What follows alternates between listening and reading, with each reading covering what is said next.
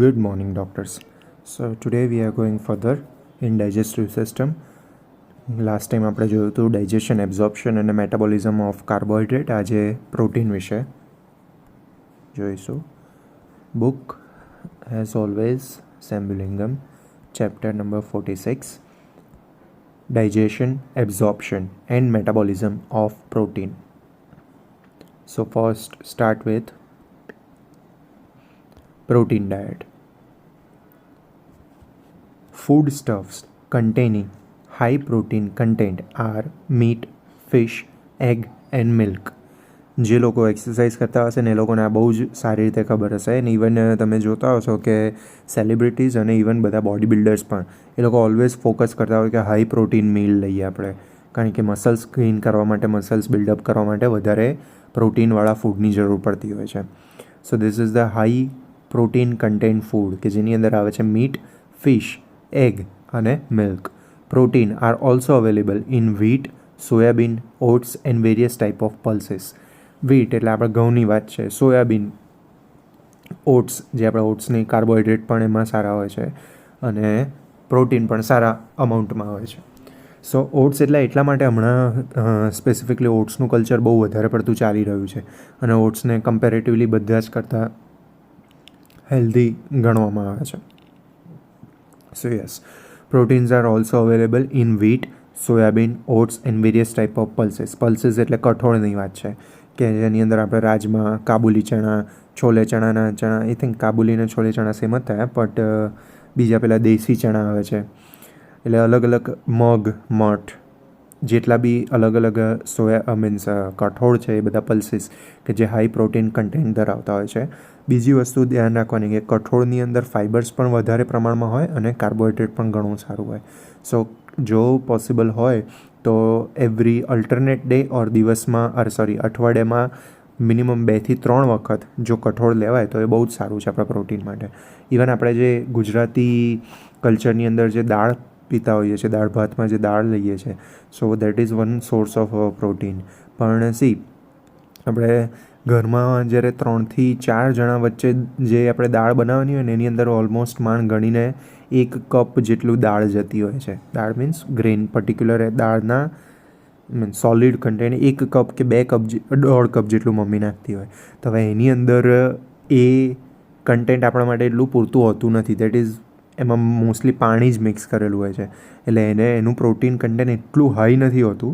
પ્રોટીનની રિક્વાયરમેન્ટ આપણે જોઈએ ને તો બોડી વેટ પ્રમાણે ડિપેન્ડ કરતી હોય છે. ને WHO ને એ લોકો એવા FDA એવું રિકમેન્ડ કરે છે કે ડેલી 0.8થી 1 ગ્રામ ઓફ પ્રોટીન પર બોડી કિલો વેટ જેટલું જવું જોઈએ. એટલે રેન્જ આપી છે કે 0.8થી 1 ગ્રામ પર બોડી કિલો વેટ. એટલે સપોઝ કોઈ માણસનું વજન 100 ગ્રામ છે, 100 કિલો છે, તો એણે દિવસમાં ઓછામાં ઓછું 80 ગ્રામથી લઈને 100 ગ્રામ જેટલું પ્રોટીન લેવું જોઈએ પોતાના મસલ માસ મેન્ટેન કરવા માટે. ઓકે, સો યસ, આગળ further protein are present in most common food stuffs are wheat કે જેની અંદર gluten and gliadin which constitute gluten. પછી મિલ્ક તો જેની અંદર કેસેઇન, આલ્બ્યુમિન અને માયોસિન હોય છે. એગની અંદર આલ્બ્યુમિન અને વિટેલિન હોય છે. મીટની અંદર જોવા જઈએ તો કોલેજન, આલ્બ્યુમિન અને માયોસિન રહેલા હોય છે. બધા પ્રોટીનના ટાઈપ જ છે. ઓકે, આપણે જો પેલા રીતે જોવા જઈએ ને જે પ્રોટીન પાવડર્સ મળતા હોય છે તેની અંદર મેઇનલી વે અને કેસેઇન પ્રોટીન હોય. વે પ્રોટીન અને કેસેઇન પ્રોટીન કે જે દૂધમાંથી જ છૂટું પાડેલું હોય છે. Dietary protein are formed by the long chain of amino acid bound together by peptide linkage. બરાબર, કઈ રીતે એમિનો એસિડ એકબીજા જોડે બંધાયેલા હોય છે? કોના દ્વારા? તો પેપ્ટાઇડની ચેઇન દ્વારા બંધાયેલા હોય છે. આ રીતે ડાયટરી પ્રોટીન બનતા હોય છે. Digestion of protein. Enzyme responsible for the digestion of protein are called proteolytic enzyme. Obviously આપણે પહેલાં પણ વાત કરી હતી કે કોઈ પણ વસ્તુની પાછળ લાઇસિસ લાગે એટલે બ્રેકડાઉન કરવાની વાત લાગતી હોય. તો અહીંયા આગળ પ્રોટિયો લાગ્યું એટલે પ્રોટીનને લાઇટિક એટલે બ્રેકડાઉન કરવાવાળા enzyme, that is proteolytic enzyme. હવે એ એન્ઝાઇમ માઉથમાં કયા છે? So digestion of a protein does not occur in mouth. કાર્બોહાઈડ્રેટનું ડાયજેશન થતું હતું, બરાબર, સલાઇવરી એન્ઝાઇમ દ્વારા, સલાઇવરી એમાઇલેઝ દ્વારા થતું હતું એનું ડાયજેશન, પણ પ્રોટીનનું ડાયજેશન નથી થતું. So digestion of protein does not occur in mouth since saliva does not contain any proteolytic enzyme. So digestion of protein start only in stomach. ખાલી ને ખાલી સ્ટમકમાં જ થાય છે, બરાબર. ઉપરનો ચાર્ટ હમણાં આપણે જોઈએ. સો in stomach, pepsin is the only proteolytic enzyme in gastric juice. Renin is also present in gastric juice, but it is absent in human. સો સ્ટમકની અંદર ખાલી એક જ પર્ટિક્યુલર જોવા મળે છે, પેપ્સિન.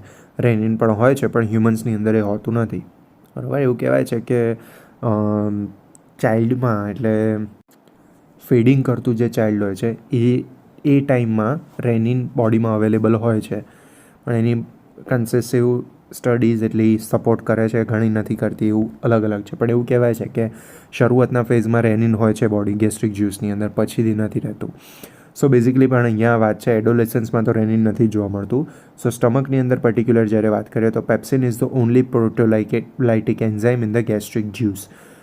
વાયવાવાળા કન્ફ્યુઝ કરવા પૂછે કે ના બીજો છે, બીજો કયો, તો એવું કહી શકાય કે રેનિન, પણ સર એ હ્યુમન્સમાં જોવા મળતો નથી, એનિમલ્સની અંદર હોય છે.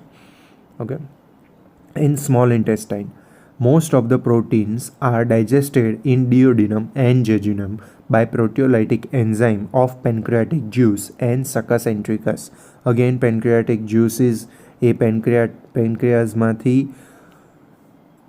એમ્પ્યુલા ઓફ વેટર દ્વારા ડિયોડિનમની અંદર એન્ટર થતા હોય છે, બરાબર. અને સકસ એન્ટ્રિકસ એટલે ઇન્ટેસ્ટાઇનની અંદરનું જ જ્યુસ, એટલે એને કહેવાય છે succus entericus. So proteolytic enzyme in pancreatic juice કયા કયા છે? Pancreatic juice contain trypsin, chymotrypsin and carboxypeptidase. Trypsin and chymotrypsin are called the endopeptidase as these two enzymes break the interior bond of protein molecules. એને કે અંદરનું જે bond તોડે. Obviously આપણે દર વખતે પેલી રીતે બી વાત કરીએ છીએ કે જ્યારે વાત આવતી હોય ત્યારે અંદરનું થતું હોય, એક્ઝો વાત આવતી હોય તો બહારનું થતું હોય છે, બરાબર.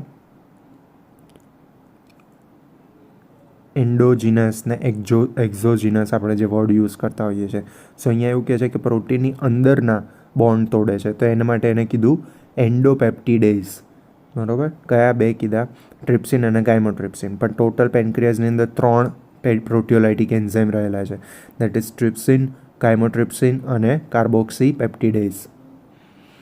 Next is proteolytic enzyme in succus entericus. હવે ઇન્ટેસ્ટાઇન પોતે કયું, સ્મોલ ઇન્ટેસ્ટાઇન પોતે કયું પ્રોટિયોલાઇટિક એન્ઝાઇમ પ્રોડ્યુસ કરે? તો final digestion of protein is by the proteolytic enzyme present in a succus entericus. It contains dipeptidases, tripeptidases અને એમિનોપેપ્ટિડેઝિસ. ઓકે, એ આપણા ઉપરના ચેપ્ટરમાં જોઈ ગયા છે. સો માઉથ, સ્ટમક અને ઇન્ટેસ્ટાઇન. તો એક વખત ચાર્ટ આપણે જોઈ લઈએ. યસ. સો માઉથ, સલાઇવા, કોઈ જ ટાઈપનો પ્રોટિયોલાઇટિક એન્ઝાઇમ નથી, બરાબર. એટલે પોલીસેકેરાઇડ્સ જે કુક સ્ટાર્ચ હતા એ ડાયસેકેરાઇડમાં, એટલે ઉપર કાર્બોહાઈડ્રેટની વાત છે કે કયું વસ્તુનું કન્વર્ઝન થશે. અહીંયા પ્રોટીનનું કન્વર્ઝન થતું નથી, ખાલી સેકેરાઇડ્સનું, એટલે કે પોલીસેકેરાઇડમાંથી ડાયસેકેરાઇડ બને છે, બીજું કંઈ નહીં. નેક્સ્ટ સ્ટમક, કે જેની અંદર ગેસ્ટ્રિક જ્યુસ, કે પ્રોટિયોલાઇટિક એન્ઝાઇમ કયા કયા? તો પેપ્સિન, જે બીજું રેનિન પણ હોય છે પણ હ્યુમન્સની અંદર હોતું નથી. સો પેપ્સિન એ પ્રોટીન ઉપર એક્ટ કરશે અને શું બનાવશે? એમાંથી પ્રોટીએઝિસ, પેપ્ટોન્સ અને લાર્જ પોલીપેપ્ટાઇડ્સ બનાવશે એન્ડ પ્રોડક્ટ તરીકે. નેક્સ્ટ આવે છે સ્મોલ ઇન્ટેસ્ટાઇન. સ્મોલ ઇન્ટેસ્ટાઇનની અંદર 2 જ્યુસીસ, પેન્ક્રિયાટિક જ્યુસીસ અને સકસ એન્ટ્રિકસ. પેન્ક્રિયાટિક જ્યુસીસમાં 3 પ્રોટિયોલાઇટિક એન્ઝાઇમ, ટ્રિપ્સિન, કાઇમોટ્રિપ્સિન અને કાર્બોક્સીપેપ્ટિડેઝ A અને B, બરાબર.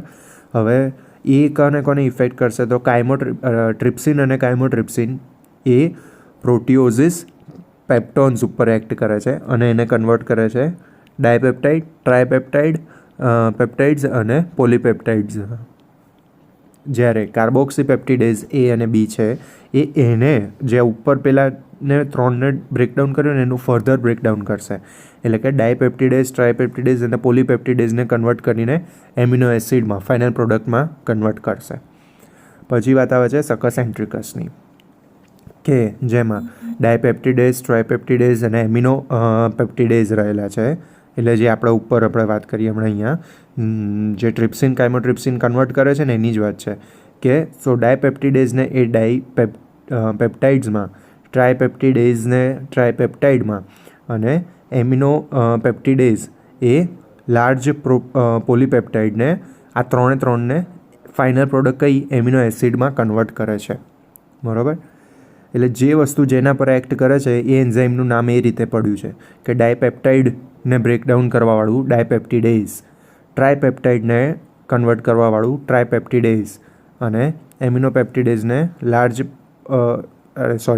લાર્જ પોલીપેપ્ટાઇડ્સને કન્વર્ટ કોણ કરે તો એમિનો પેપ્ટાઇડ્સ કન્વર્ટ કરે. ફાઇનલ પ્રોડક્ટ તો કઈ જ છે? એમિનો એસિડ જ છે. Okay, yes.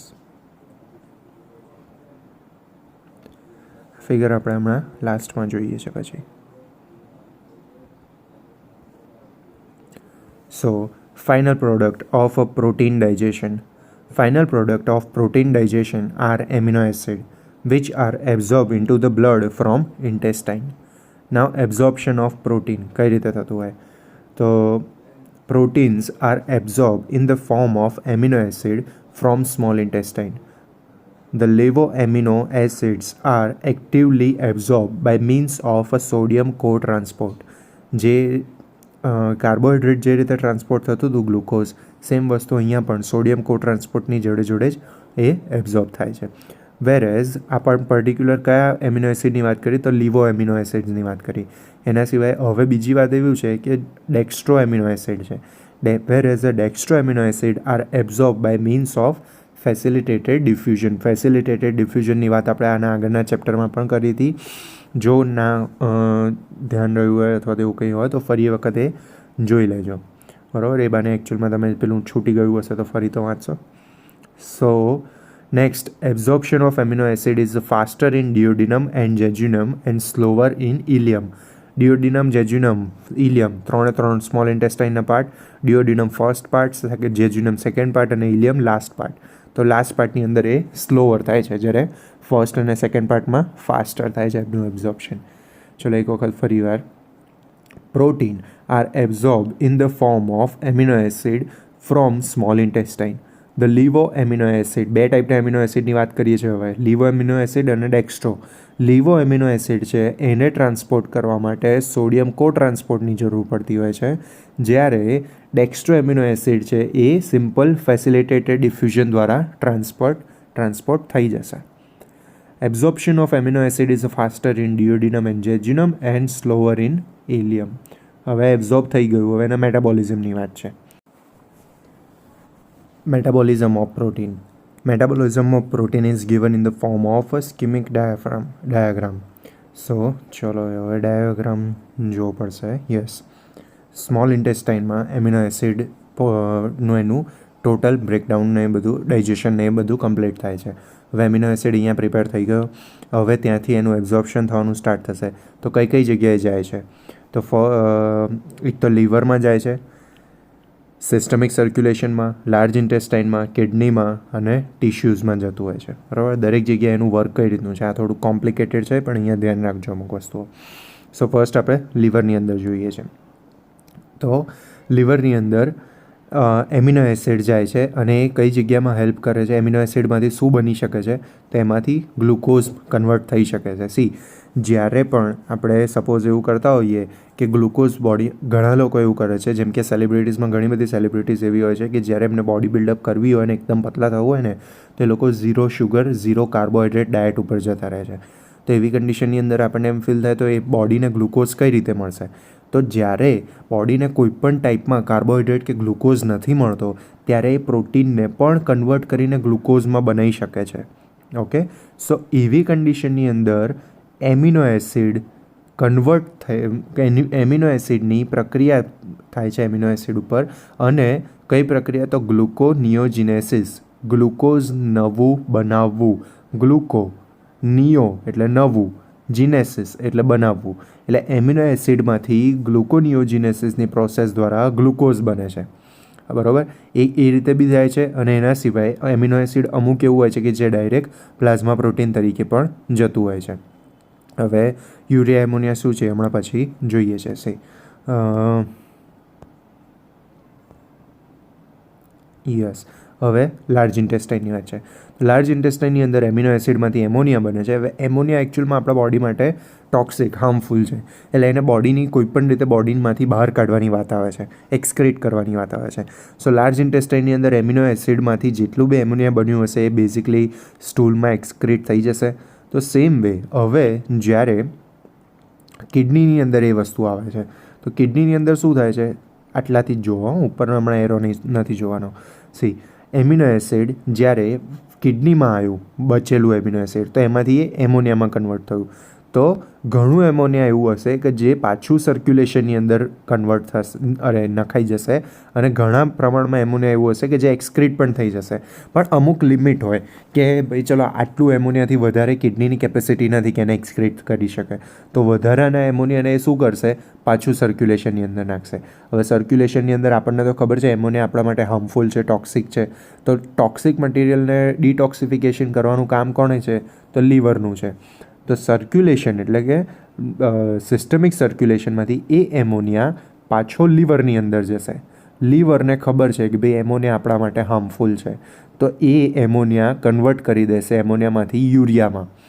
યુરિયાને પાછું સર્ક્યુલેશનની અંદર નાખશે અને સર્ક્યુલેશનમાંથી પાછું કિડનીની અંદર આવીને એ આ રીતે એક્સક્રીટ થશે. કારણ કે એમોનિયા માટે અમુક લિમિટ છે, તો થોડીક લિમિટ યુરિયા માટે બી હશે. તો ચાલ ભાઈ એને એમ કે આપણે કેવી વસ્તુ, આ કેવી વાત છે કે 100 ગ્રામ આપણી જોડે એમોનિયા છે, કિડની એમ કે મારી જો હું ભાઈ 50 ગ્રામ જ પાસ થવા દઉં મારી અંદરથી. તો આપણા બોડી સ્માર્ટ, એટલે એણે શું કર્યું, 50 ગ્રામ એમોનિયા પાસ થવા દીધું, બાકી 50 ગ્રામ એમોનિયાને લીધું, લીવરમાં નાખીને એને યુરિયામાં કન્વર્ટ કર્યું અને યુરિયા તરીકે પાછું કિડનીમાં આપ્યું કે લે બસ હવે આ તો બહાર કાઢ, આમાં તો તું ના નહીં પાડી શકે ને.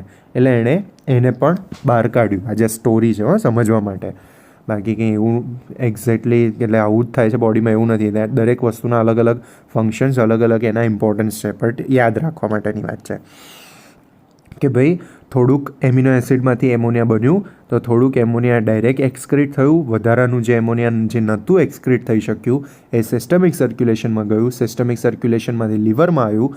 લીવર એમોનિયાને ટોક્સિક ગણે છે, એટલા માટે લીવરની બોડી માટે ટોક્સિક જ છે, ટોક્સિક છે એમોનિયા. તો એ એમોનિયાનું કન્વર્ઝન કરીને યુરિયા બનાવે છે, પાછું યુરિયાને સર્ક્યુલેશનમાં નાખે છે અને કિડની દ્વારા એને એક્સક્રીટ કરાવડાવે છે. ઓકે, સો અહીંયા આ વસ્તુ આ કમ્પ્લીટ થાય છે. સો આપણે કેટલું કમ્પ્લીટ કર્યું, એક લીવર કમ્પ્લીટ કર્યું, લાર્જ ઇન્ટેસ્ટાઇન કમ્પ્લીટ કર્યું, કિડનીમાં ક્લિયર થઈ ગયું. હવે બાકી શું રહ્યું, તો ટિશ્યુ, બોડીના બધા જ અલગ અલગ પ્રકારના ટિશ્યુ. તો હવે ટિશ્યુની અંદર શું વાત આવે છે કે એમિનો એસિડ છે એ બધા ટિશ્યુની અંદર આવે છે. હવે ઓબ્વિયસ વસ્તુ છે કે સપોઝ આને ચલો મસલ ટિશ્યુ ગણો, તો એના કોઈ પણ ટિશ્યુ ગણી લો, તો એના ગ્રોથ માટે અને એના રિપેરિંગ માટે એક બેઝિક વસ્તુ કે આપણો સેલ્સ એનો બનેલો છે, તો પ્રોટીન, લિપિડ અને ફેટ. બરાબર, આટલી એટલે એ જ થયું, પ્રોટીન, લિપિડ્સ અને કાર્બોહાઈડ્રેટ, આટલી આ વસ્તુનો બનેલો છે. તો એને રીજનરેટ કરવા માટે, એની અંદરનું રિપેરિંગ વર્ક કરવા માટે, એનો ગ્રોથ કરવા માટે ઓબ્વિયસ વસ્તુ છે બીજા પ્રોટીન્સની પણ જરૂર પડશે. તો અહીંયા આગળ અને બીજી વસ્તુ કે બરાબર, ચલો આને છે ને ફિગરમાં હું ડ્રો કરીને બતાડું. સપોઝ આ એક સેલ છે, બરાબર. હવે એનું આટલી દિવાલ છે ને એ બગડી ગઈ છે, એઝ એક્ઝામ્પલ માની લો, બરાબર. તો આ બ્લડ સર્ક્યુલેશનની અંદર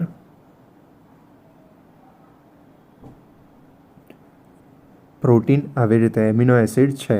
તો હવે શું થશે, આ એમિનો એસિડ અહીંયા આવશે,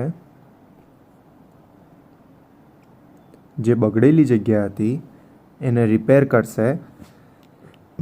એટલે આ નવો પાર્ટ ત્યાં લગાડ્યો અને જે બગડેલો પાર્ટ છે એને પાછો બ્લડમાં નાખશે. બરાબર, એટલે આ બગડેલો પાર્ટ ભલે બગડેલો રહ્યો પણ છે તો શું બેઝિકલી એ એમિનો એસિડ જ છે. બરાબર, એટલે પ્રોટીનનો એક બેઝિક એકમ એમિનો એસિડ જ છે. હવે આને સારો એમિનો એસિડ અને ખરાબ એમિનો એસિડ એવી તરીકે ગણીને તમે યાદ રાખી શકો. બરાબર, આ સેલ છે બેઝિકલી. તો સેલના કોઈ પણ આપણે અત્યારે તો એવું ગણ્યું કે એના વોલ બગડેલી છે, પણ એની જગ્યાએ એનું અંદરનું માઇટોકોન્ડ્રિયા છે, ગોલ્ગી એપરેટસ છે, કે ન્યુક્લિયસની અંદરની કોઈ પણ ડીએનએની આખું સ્ટ્રક્ચર, ડીએનએ પણ શેનું બનેલું છે, એ પણ એમિનો એસિડ્સની બધી અલગ અલગ ચેઇનને એનું જ બનેલું છે. એટલે આખા સેલની અંદર કોઈ પણ જગ્યાએ કંઈ પણ પ્રોબ્લેમ થયો છે તો રો મટીરિયલ તરીકે સારું એમિનો એસિડ અંદર જશે અને જે બાકીનો ખરાબ મટીરિયલવાળો ટુકડો એમિનો એસિડ હતો એ પાછો ઠેલવાશે. ઓકે, એટલે આવું થતું હોય છે. એટલે ગ્રોથ કરવા માટે અને રિપેર કરવા માટે. હવે ગ્રોથની વાત કરી તો ચલો, ગ્રોથ કરવા માટે એવું છે, સપોઝ કે આને વધારે મોટા થવું છે આ સેલને, તો એમને તો મોટો થશે નહીં, તો બીજા જે એમિનો એસિડ હશે એ પણ આવી રીતે અંદર એડ થતા જશે ને એમ કરતાં કરતાં એ ધીરે ધીરે મોટો થતો જશે. તેવી જ રીતની વાત છે કે ગ્રોથ માટે અને એના રિપેરિંગ માટે એમિનો એસિડ જોઈશે. તો હવે અહીંયા બંને બાજુ એરો માર્યો છે, એનો મતલબ સમજી ગયા તમે કે સારા amino acid, healthy amino acid જે હશે એ લેશે અને રિપેરિંગ પછી જે કચરો એમિનો એસિડ જે વધ્યા છે એ પાછા નાખશે. હવે એ પાછા નાખેલા એમિનો એસિડ ક્યાં જશે? પાછા બ્લડ સર્ક્યુલેશનમાં. અને એ સર્ક્યુલેશનને ઓબ્વિયસલી ખરાબ એમિનો એસિડ છે તો એને પણ આપણે બહાર કાઢવા પડશે, બોડીની બહાર એક્સક્રીટ કરવા પડશે. તો પાછા એ એમિનો એસિડ ક્યાં જશે? કિડનીની અંદર, કે જેનું એમોનિયામાં કન્વર્ઝન થશે. એમોનિયા અમુક ડાયરેક્ટ એક્સક્રીટ થશે, જે નહીં એક્સક્રીટ થઈ શકે એ પાછા બ્લડમાં આવશે અને એ કન્વર્ટ થશે લીવર દ્વારા એમોનિયામાંથી યુરિયામાં, યુરિયા સર્ક્યુલેશનમાં આવશે અને યુરિયા કિડની દ્વારા પાછું એક્સક્રીટ થશે. બરાબર, એટલે ટિશ્યુમાં રહેલો કચરો આ રીતે સાફ થઈ શકે. બરાબર, બેઝિક વસ્તુ. હવે એમિનો એસિડ, હું અમુક વખત મને એવું લાગે છે હું એમોનિયા બોલું છું, તો કન્ફ્યુઝ ના થતા, એમિનો એસિડ્સની વાત છે. Okay, yes. તો બીજા કઈ રીતે કામમાં આવે એમિનો એસિડ? તો ઓબ્વિયસલી સેલને એનર્જી પૂરી પાડવામાં. પછી એન્ઝાઇમ, સપોઝ ચલો હવે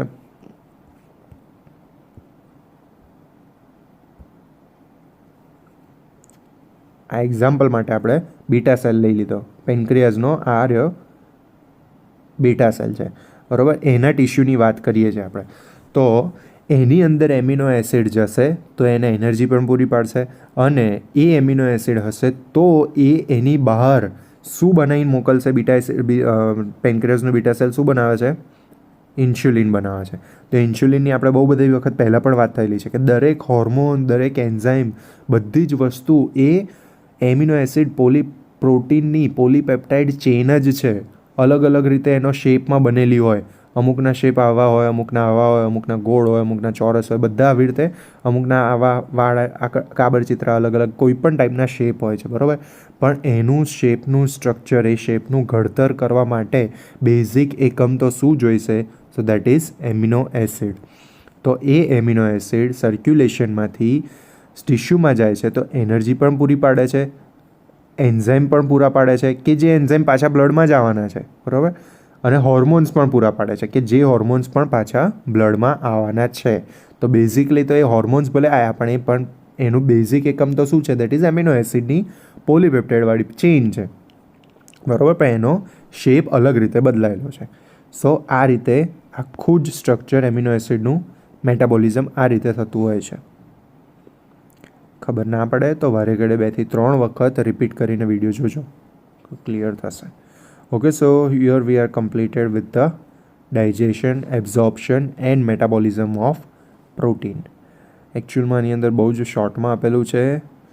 હું